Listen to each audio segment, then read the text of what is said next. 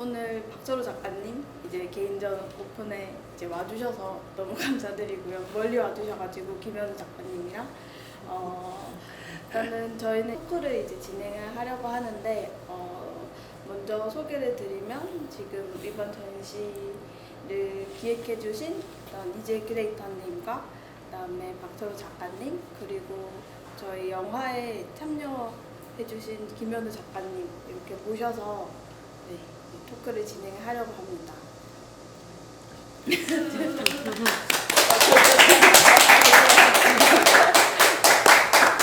님이 일단 요 전체 작업에 대한 전시에 대한 이야기를 먼저 한번 해주시면 좋을 것 같아요.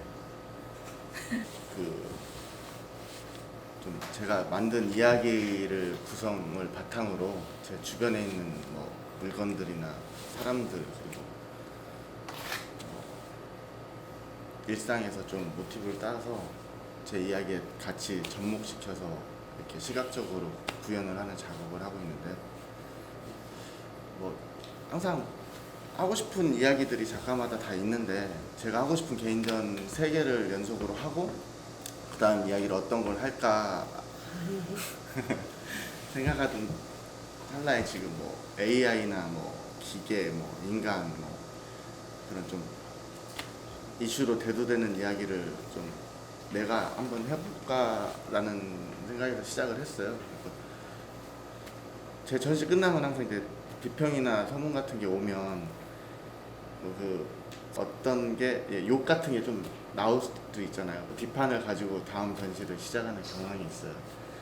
근데 그 전에 플레이스 막이라는 공간에서 교란종이라는 전시를 했었고 현대미술 작가분들이 뭔가 작품에 대한 선점이라던가 새로운 기술에 대한 그 탐구 같은 게 좀 또 세련되게 보이고 더 마감이나 더 뭐랄까 디자인을 더 하려고 하는 작품들이 더 많이 눈에 띄는 것 같아서 저는 그거를 반대로 좀 그 주제를 다루되 좀 더 키치하고 제 방식대로 한번 다뤄보고 싶은 게 있어서 이야기를 시작했습니다. 네. 그 전에 그러니까 박철호 작가가 2020년에 인디아토르공에서 당매라는 전시를 했고 2021년에 스페이스 나인에서 적대자 그리고 교란종 이렇게 1년 단위로 그 개인전을 했는데 그 전에는 좀 한 10년간 단체전만 하셨죠? 네. 네. 그 이유가 뭔가요? 일단 10년 전에 개인전을 하고 나서 내가 어떤 이야기를 하는 작가인가에 대한 고민이 좀 있었고요. 그 이야기를 찾는 과정이 좀 한 10년 정도 걸린 것 같아요. 하는 방법이나. 근데 이제 아무래도 생업도 있고 있으니까 작업을 놓지 않으려고 기준을 좀 세운 게 들어오는 단체전은 무조건 거절하지 않는다. 첫 번째 원칙이었고 두 번째는 모든 단체전은 다 신작으로 한다. 이게 원칙이었어요. 그리고 이제 예를 들어서 이번 기획은 핸드폰에 대한 기획이다. 그러면 이제 핸드폰에 관련된 작업을 했던 작가들을 이렇게 모셔가지고 전시하는 기획이 있고 핸드폰에 대한 주제를 주고 작가분들을 섭외해서 그 주제로 이야기를 해봐라 하는 그런 그룹전이 있는데 저는 거의 후자 두 번째 그룹전에 위주로 참가를 해서 주제마다 제가 계속 새 작품을 발표하게 됐죠. 그래서 한 10년 정도 그렇게 해서 작업들을 쭉 모아 보니까 공통점이나 하는 방법이나 방식이나 그게 조금 잡히더라고요. 그래서 딱 10년 만에 이야기를 시작했죠. 네. 기술이 네. 미술에 들어와야 되는 이유에 대해서 많이 이야기했잖아요. 아무래도 아까 말씀드린 것처럼 작가분들은 새로운 걸 좀 찾으려고 하고 그 새로운 방식을 본인이 좀 선점하고 싶은 욕구들이 다 있을 거예요. 그런 부분들이 지금 기술이 너무 발전하고 있으니까 하루가 다르게 기술을 좀 못 쫓아가는 상황까지 된 것 같아요. 그 작가의 창작이 내가 예를 들어서 어떤 로봇을 작품에 썼는데 그보다 더 좋은 로봇가 다음날 나오는 식의 그 속도가 돼가지고 그래서 이제 그런 문제랑 기술에 대한 문제를 저는 이제 같은 용어를 쓰잖아요. 서커스는 엄청 연습해서 자기가 육체에 그 몸이 붙어서 자기 목숨을 담보로 하는 기술이 되잖아요. 몸의 연마에서. 그 기술과 지금 말하는 첨단 기술의 그 기술이라는 거를 두 개를 한번 붙여봤어요. 그냥 되게 아날로그적인 육체적 기술과 첨단 기술을 한번 붙여보니까 서커스 로봇이라는 게 나왔고, 저 같은 경우는 어렸을 때 기억이나 어렸을 때 인상 깊은 걸로 작업이 이제 불씨앗이 돼가지고 좀 번져나가는데, 제가 이제 아톰이라는 애니메이션을 즐겨봤었고, 그 중에 제가 제일 좋아하는 에피소드가 이제 그 칼라판에서는 3장이죠. 에피소드 3이고 흑백은 1인데, 그 아톰을 자기 아들이 죽고 덴마 박사가 아톰을 만들어 놨는데 자기 아들이랑 다르게 뭐 로봇이니까 지금 우리가 항상 얘기하는 로봇이 뭐 인간이랑 뭐가 다른가라는 고민들이 그 당시 때 이미 많이 고민을 했었어요. SF나 영화에서. 키가 안 큰다, 뭐 힘이 세다, 일반적이지 않다, 뭐 그런 것들이 자기랑 다른 거죠. 자기 아들이랑. 그래서 결국에는 서커스단에 60년대 흑백권을 서커스단에 팔아버려요. 그냥. 그리고 80년대는 좀 단장이 그 계약서를 속여가지고 입단을 시키죠. 근데 그런 얘기들은 다 피노키오나 그런 데서 온 것 같아요. 보통. 예. 피노키오도 인간이 되고 싶은 목각인데 지금 세부치가 그렇게 된 거고, 그 이야기에 많은 것들이 담겨져 있더라고요. 지금 우리가 그 AI나 기술, 뭐 인간다움에 얘기하는 게 그 에피소드 하나에도 여러 가지 이야기가 담겨 있어서 그 이야기를 좀 각색해보고 싶었고, 실제로 일본 애니메이션이나 뭐 그런 부분을 지금 이용하는 네오팝이라고도 하는 그런 팝들이 도상을 많이 사용하잖아요. 사실 아톰 도상을 매끈하게 그려서 한나의 도라에몽 도상을 매끈하게 그려서 뭐 그런 팝아트들을 한국 작가들, 젊은 작가들도 많이 하시고 실제로 많이 이렇게 활동도 왕성하게 하시는데, 저는 이제 그 도상보다 그 이야기를 좀 건드려보는 작업을 좀 해보고 싶었어요. 그래서 그 제가 생각한 아톰을 하나 만들고 싶었고, 그 과정에서 이제 현우 작가를 만나서 아, 이분이 딱 아톰이네 라는 생각을 했었어요. 그 전에 뭐 원래 다른 작업을 처음 봤을 때 현우 작가 작업 한번 해보고 싶다고 뭐 말을 했었거든요. 첫날 그때 제가 촬영했을 때. 그 왜 그러냐면 본인이 만든 이야기가 있더라고요. 그래서 그 이야기를 어떻게 같이 해볼까라는 생각이 씨앗이 됐는데, 그 한 2-3년 공간에 제가 이런 아톰이라는 얘기를 만들고, 그 아톰에 딱 제격인 사람이 나타났더니 배우가 아, 현우 씨가 이 이야기를 들어왔으면 좋겠다 그랬죠. 그래서 그 현우 작가가 이미지적으로 제가 생각하는 아톰이랑 가까웠고, 그 다음에 본인이 만든 기억이랑 지금 우리가 AI가 만들어낸 게 실제 기억이, AI가 말을 뱉는 순간부터 이 애가 추억이 생긴 건가, 그때부터 기억이 되는 건가, 이 AI는? 우리는 전에 그게 있었잖아. 전에 계속 과거가 있는데 얘는 말하는 순간부터 그게 되는 건가, 뭐 그런 여러 가지 복잡하지만 단순한 생각이 현우 작가가 하는 얘기랑 맞물려 있었어요. 그래서 그 이야기를 현우 작가 이야기를 좀 끌어오고, 그래서 영상 작업을 그렇게 베이스로 만들고 거기에 들어가는 이제 또 설치물들이 들어가는 거죠. 그렇습니다. 저는 그 생각을 많이 한 것 같아요. 이번 작업하면서 이제 일단은 제가 2016년, 15년 정도부터 이제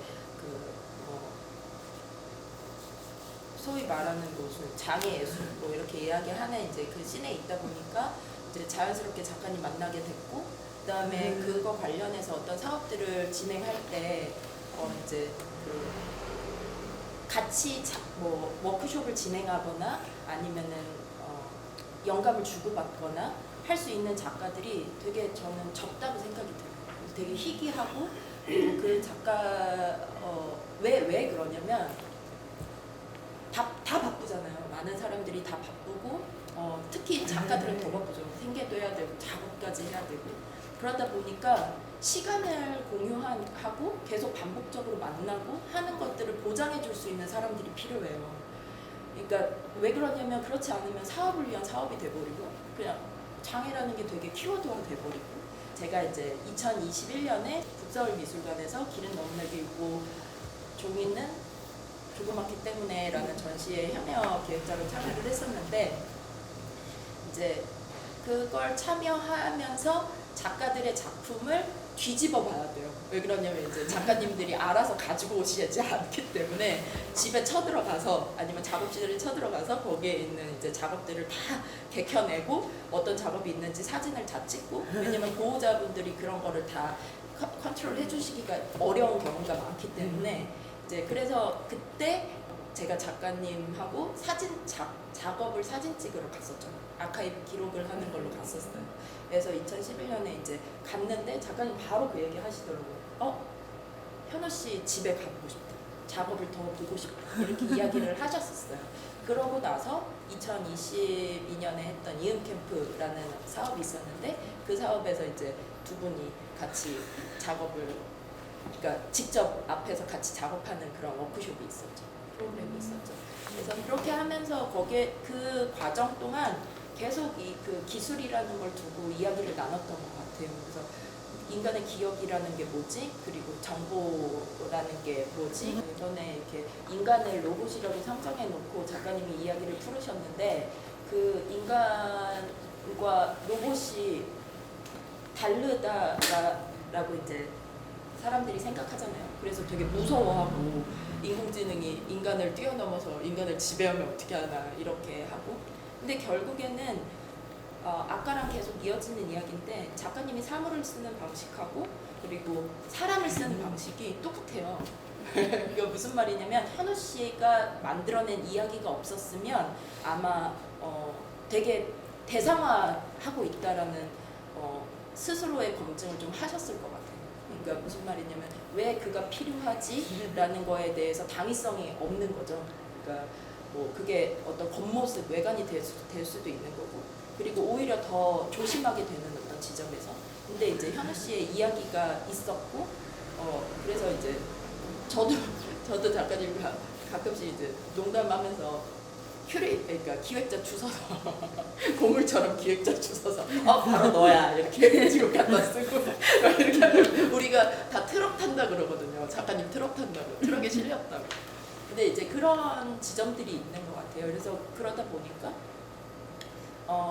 사물이랑 사람이랑 관계를 맺는 것 그리고 거기에다 의미를 부여하는 것 그리고 이야기를 만들어내는 것 그리고 지금 방금 얘기했던 것처럼 로봇이랑 기술이라는 게 어떤 대상 그 로봇이기 때문에 문제가 발생하는 게 아니라 사회적 관계에서 기반을 한다고 생각을 해요. 그래서 우리가 로봇을 어떻게 보고 있느냐에 따라서 이제 달라지는 거죠. 그래서 제가 예술가들의 역할인 것 같아요. 그게 해야 되는 역할이 기술이 계속 발전할 때 그 기술에 감탄하고 그 기술 경애하면서 갔다가 어떤 작업에 넣고 그 기술을 구현해서 보여주고 하는 것은 저는 사실 흥미를 좀 못 느끼겠어요.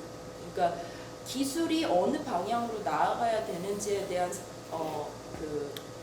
어떤 미래를 사실 예술이 다 정하고 있다고 저는 생각을 하거든요. 그게 무슨 말이냐면 1927년에 메트로폴리탄에서 이야기했던 박사가 사랑하는 여자를 죽인 사람을 죽이기 위해서 내가 사랑했던 죽은 여자의 몸으로 그 로봇을 만들어서 인간의 감정을 조정할 수 있는 그런 로봇을 만들었는데 이미 거기에서 다 제시가 됐고 그 이후로 이제 뭐 매트릭스라든지 아니면 이런 SF에서 제시한 미래로 가고 있다고 생각이 들어요. 기술의 한계 지점을 예술에서 만들어 놓으니까 과학자들이나 기술자들이나 그리고 그들을 움직이는 그 자본들이 목표 지점으로 삼는 게 그러면 어느 방향으로 가야 되냐?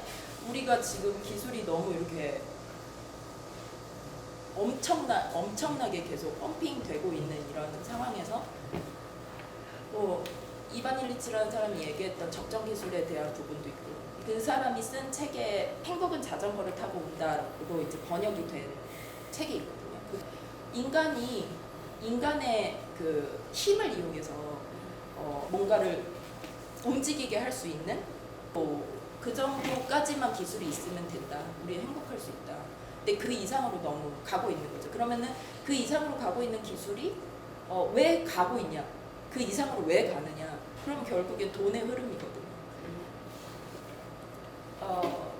마치 VR이 개발되면 모두 VR을 쓰고 가상현실을 체험해야 되는 것처럼, 그리고 운동을 할 때도 내 몸을 움직여서 운동을 하는 게 아니라 VR을 끼고 운동을 하면 뭔가 좋은 것처럼 그 꾸며지는 어떤 그런 상황들에 대한 이야기까지도 이제 생각을 좀 했던 것 같아요. 그래서 이렇게 그 미리 사전 질문을 좀 보내드렸던 게 있는데, 네. 이번에 배우로 데뷔하셨잖아요. 네. 축하드립니다. 아, 감사합니다. 데뷔작. 데뷔작 제목이 뭐죠, 작가님? 작가님 데뷔작. 김현우 작가님 데뷔작. 제목이요? 예, 제목이 뭐죠? 아토믹 보이. 예, 아토믹 보이. 아토믹 보이에서의 아토믹 보이가 김현우 작가님일까요? 네. 제가 만든 아톰이라는 여자 고개 로봇이 사고로 생명이 끝나고 그 심장을 이식받은 이렇게 친구가 이 히토군이라는 친구고, 네. 이 친구가 그 심장을 가지고 서커스단에 다시 들어가서 서밋으로 활동하는 그런 내용의 주인공이죠.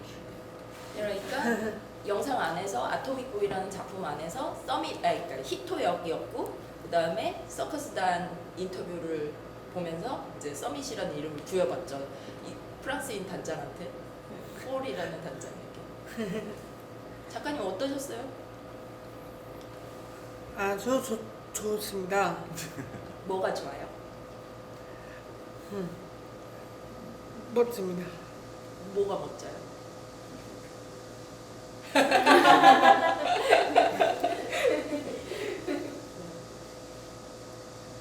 배우로 연기해 보니까 예. 어떠셨어요? 저는 아톰 배우로서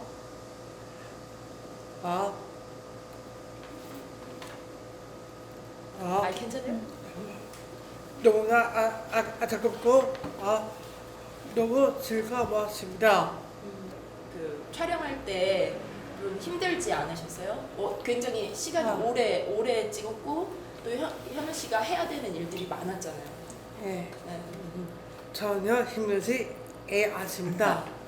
다음 작품을 지금 의식하는 거야. 현우 씨 어느 장면이 그럼 제일 기억에 남아요? 최근은 이음 개표에서 네.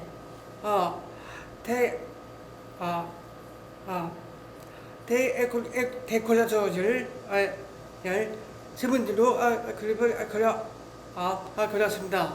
맞아요. 그러니까 이음 캠프라고 2022년에 한국장애인 문화예술원에서 진행했던 워크숍 프로그램이 있어요. 근데 그게 이제 거기에서 이제 작가님이랑 같이 할 때 작가님 워크숍이 데콜라주 워크숍이었어요. 그래서 인사동에서 작가님이 인사동에서 그 불법 무단 전단지 있잖아요. 그거를 다 밤에 이제 저희도 무단으로 그거를 다 뜯어왔죠. 네, 그게 원래 불법 전단지 포스터라. 그래서 그거를 다 뜯어와서 한 4m 되는 큰 종이를 만들고 작가들이 그 위에 올라가서 그걸 찢어내면서 그림을 그렸거든요. 근데 그때 얘기 좀 해주실래요? 제가 이제 같이 일을 한 시간이 있었는데, 이제 작가분들 집에 가서 작품들 사진을 찍는 일을 했었거든요. 이렇게 공통적으로 반복적인 그림들을 많이들 그리시잖아요. 그래서 그 틀을 어떻게 좀 제 나름대로 깨는 식의 제시를 하는 워크숍을 한번 해보고 싶었어요. 원하지 않는 형태가 나왔을 때 거기 안에서 어떤 그림들이 발견될까, 찾을 수 있을까라는 거를 같이 해보고 싶어가지고 제가 원래 이제 콜라주 작업을 계속 했었고, 데콜라주는 이제 붙였다 떼어놨을 때 찢어져서 나오는 그 형태들이 너무 다양하고 랜덤이니까 그 작업을 같이 좀 큰 판을 만들어서 해보면 어떨까 했는데 뭐 재밌게들 하시고 그 형태가 나와도 그냥 그 위에다 무조건 자기 그림을 계속 그리시는 분이 오고 아니면 그 형태를 못 견뎌가지고 아 이건 내가 어떻게 이거 손을 못 대시는 분도 계셨고 아니면 또 라인 따라가지고 이렇게 거기서 강아지도 그리고 뭐 꽃도 나오고 뭐 그런 분도 있어서 내 생각대로 되지는 않는구나 그런 생각을 했었어요. 현우 작가님 그때 어떻게 작업하셨었어요? 붓으로 그렇습니다. 그 영상에 보면은 그 현우 작가님이 특징이 다 나와요. 근데 그게 이제 꾸며진 게 아니라 아까도 얘기했다시피 작가님이 그 있는 걸 그대로 가지고 와서 그게 녹여내는 건데 이제 현우 작가님이 어떤 묘기를 부리셨죠? 그 영상에서? 네. 네. 줍을 주고 네. 그림도 그리고 네. 노래를 불렀습니다. 네. 노래 뭐 하셨어요? 작가님? 네. 마웨이죠. 제가 작가님한테 보내드렸잖아요. 네. 이 작품 안에서 이 노래를 해야 됩니다. 네. 프랭크 시나트라의 My Way를 불러야 합니다라고 드렸을 때 네. 그 가사랑 그거 노래방 그 연습하는 영상 같은 거 보내드렸잖아요. 네. 그거 보셨어요? 네. 진짜 그거 보고 연습하신 거예요? 아하. 얼마나 연습하셨어요? 한 번입니다. 한 번? 네. 근데 그렇게 다 외웠다고? 네. 완벽한 로봇이죠. 완벽한 씨 기술을 선택하는 과정도 현우 작가를 제가 만나면서 그때 춤도 췄었고 이응 캠프에서 춤도 격하게 췄었고 본인이 또 그림을 또 수학 기호로 그림을 그리는 거를 하고 계신지도 알고 근데 외국어도 본인이 하신다고 하고 엄청난 묘기다 이거 생각을 하고 노래만 제가 이제 따로 넣은 거죠 제 이야기에서 그래서 마이웨이를 왜 그랬는지 모르겠는데 마이웨이라는 노래가 떠올랐어요. 각자 마이웨이가 있잖아요. 각자. 그러면 로봇이나 AI는 마이웨이가 있는가라는 질문을 해봤어요. 그 부분을 생각하면 되게 구분이 되는 것 같더라고요. 그들에게 마이웨이가 있는가.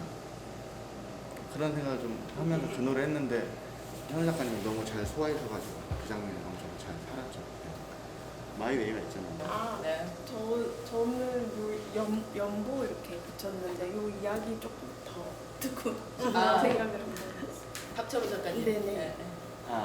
사실 이 그림들은 제가 저 여기 아시는 분들 있지만 제가 고물 수집업을 하고 있어요. 폐기물이나 철거나 고물 수집업을 같이 하고 있어서 저희 버려진 집에서 나온 그림들, 버려진 그림들을 제가 계속 모았거든요. 몇 년간.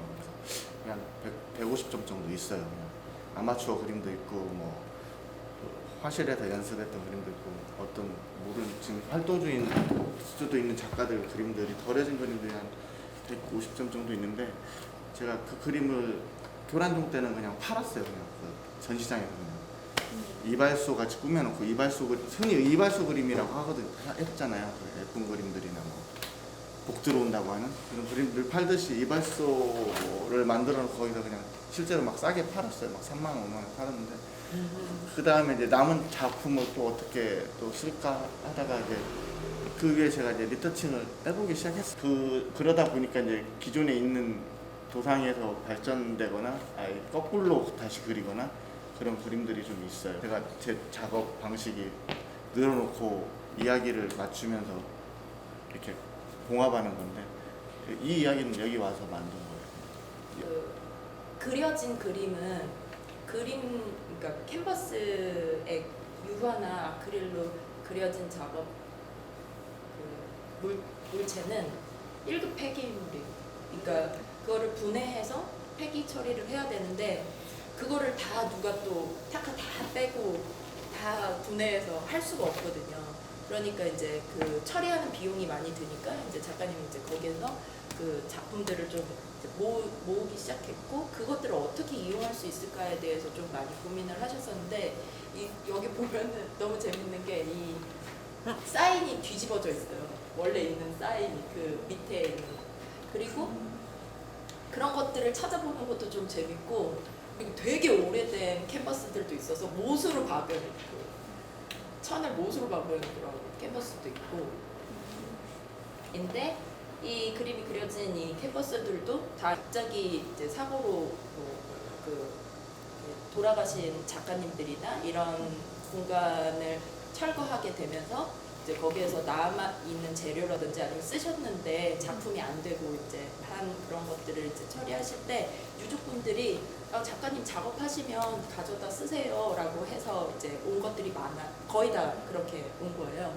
그래서 이제 보면은 뒷면에 다 다른 작가의 서명이 있고 박철호 작가의 특징이 뭐냐면 서명이 없어요. 그래서 이제 선생님들이나 아니면 마켓에서 이렇게 얘기를 해요.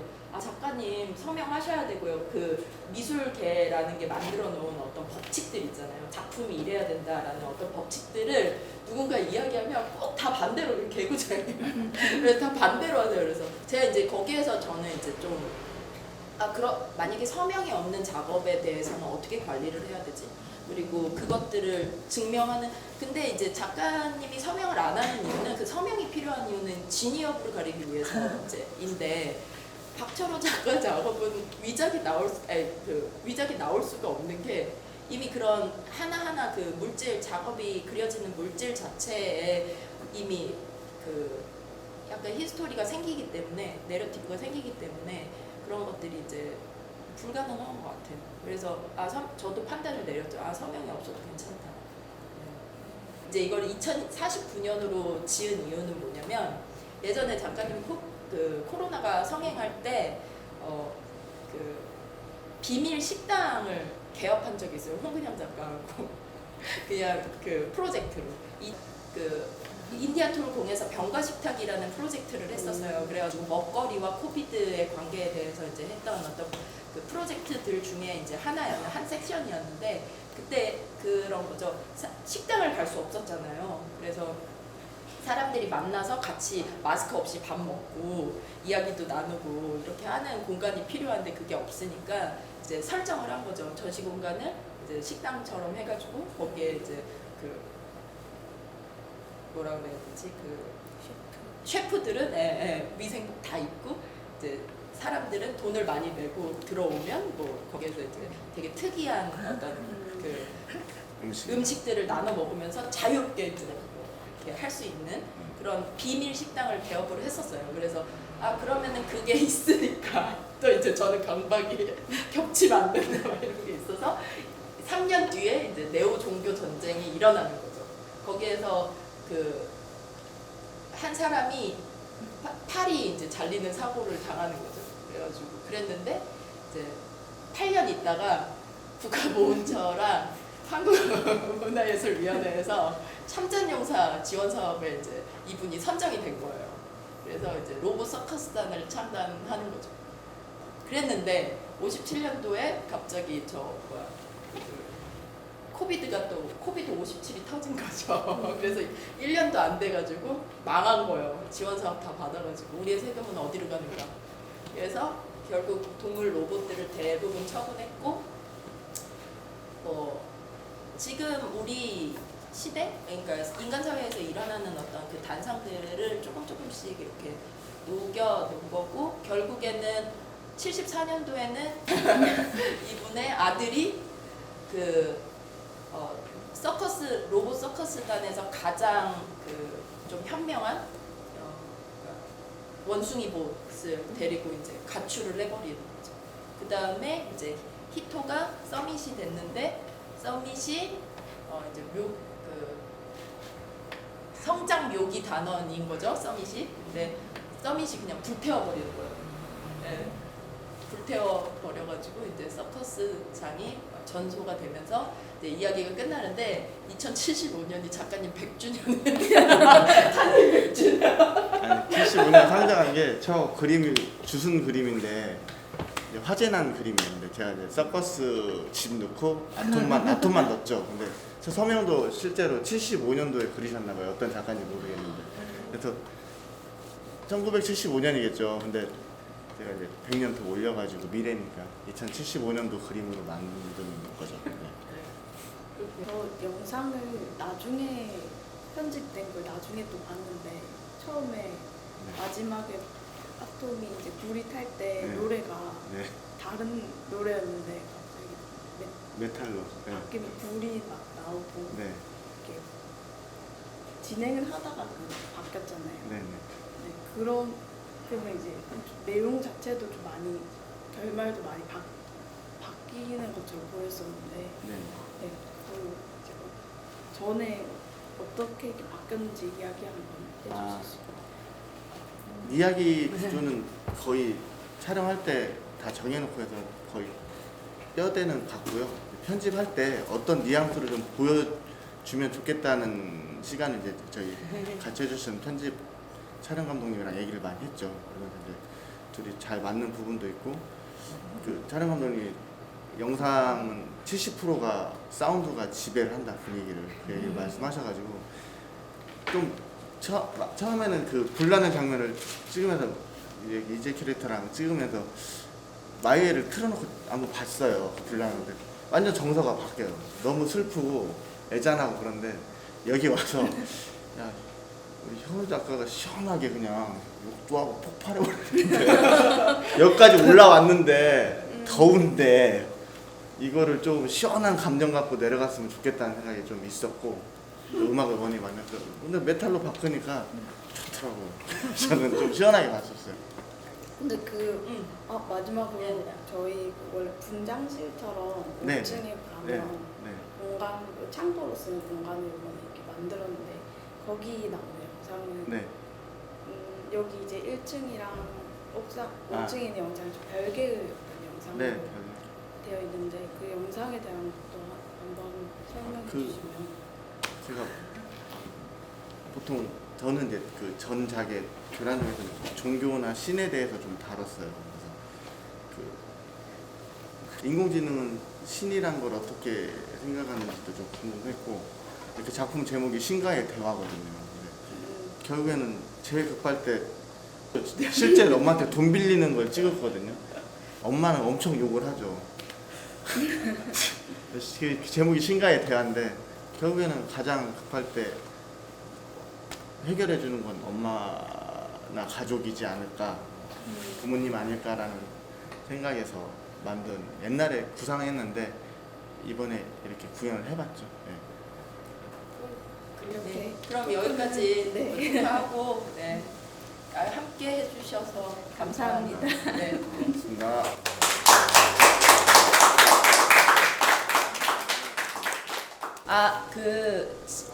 이거는 제가 꼭 아까 토크에서는 이야기를 못했지만 좀 넣고 싶어서 따로 이렇게 또 오셨는데 우리 김현우 작가님이 만들어 놓은 세계관이 있어요. 가상의 세계관을 만들어 놓은 게 있는데 그 이야기를 좀 해주시면 좋겠어요. 가족을 먼저 소개해 주세요. 현남, 원남, 그리고 우남이랑 후남이 넷의 딸입니다.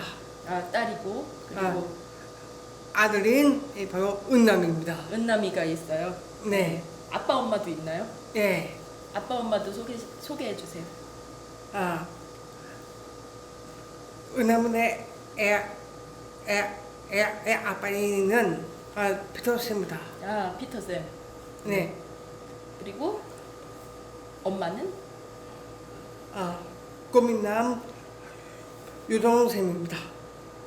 그렇군요. 네, 단란한 가족이 있네요. 네, 그래서 그 세계관이 계속 바뀌나요? 현우가 예. 원래 자기 그 가족관 세계관이 있고 거기에 이렇게 스토리가 있었었는데 네. 또 본인이 어떤 사람을 만나고 또 어떤 작업을 하고 그런 거에 따라 그게 약간씩 이렇게 그 변주가 돼요. 네네. 그래서 근데 언제부턴가 그 현우 개인 계정의 인스타에 해시태그에 피터쌤이 들어가 있는 거예요. 네.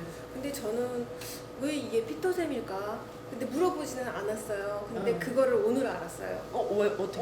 오늘 이거 쓴 거를 보고 네. 알았는데 그 피터쌤을 언제부터 썼는지 올해부터였던 것 같은데 현우가 이거 쓰면서 거기다 그런 거예요. 사실은 네. 자기 아들 은남이가 네. 아톰이고 네. 본인이 피터쌤이래요. 아. 그러니까 자기가 아버지라는 거야. 아, 그러니까 이제.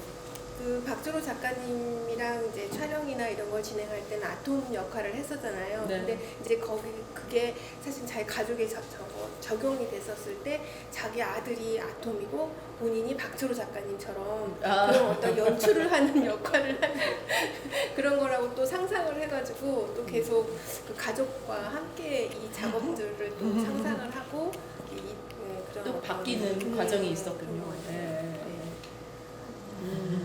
그래서 보통 그 전에 가족관 같은 경우 셋째 딸 우나미가 주인공처럼 네. 가장 많은 스토리를 갖고 있었어요. 네. 네. 그 셋째 딸 우나미가 발달 장애가 있고 항상 자기가 치료실을 데리고 다니고 걔를 어떻게 하면은 잘 키울까 고민하는 아비로서 그 글을 쓰거나 그랬는데 처음으로 그 막내 아들 은남이가 주인공으로. 주인공으로 등극한 거예요. 그래서 로봇인가? 은남이가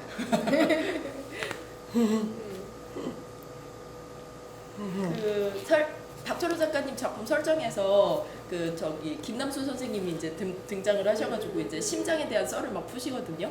근데 이제 심장을 이식해준 뭐라 그래야 돼, 의사로 이제 설정이 됐는데 박철호 작가님이 그 심장을 이식한 의사입니다. 그래서 당신의 그 심장에 대한 썰을 풀어주세요. 뭐 이렇게 이야기를 했었는데 로봇에는 생식기가 없다.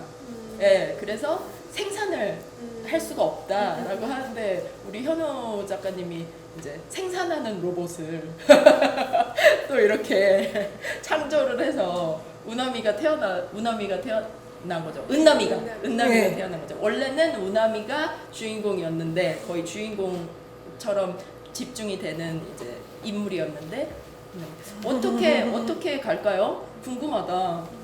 은남이의 이야기가 어떻게 발전될까요? 예. 은남이는 아톰폰입니다. 아토믹 보입니다. 네. 아빠인 피터쌤입니다. 피터 쌤이고. 그러면 과학자네요? 네. 피터 쌤이. 네, 미술입니다. 네. 예, 과학은 박사쌤입니다. 박사 선생님. 네, 네. 아, 그러니까 작가군요. 그렇죠? 피터 쌤이 작가인 거잖아요. 네. 네. 지금 어디에서 전시하시고 계시죠, 피터 쌤은? 하남이죠. 하남에서 오픈 스튜디오로. 네. 아이들 소개하는 그 장면이 나오잖아요. 네. 작가님. 그게 이제 끝에 이렇게 영상 끝에 들어가 있잖아요. 네. 네. 거기서 더 하고 싶었는데 못한 말, 이거 했었으면 좋았을 건데 내가 못했다 뭐 이런 얘기 있어요? 없습니다. 다 하셨어요? 네. 역시 완벽하군. 빨리 칩을 제거해야겠어. 네.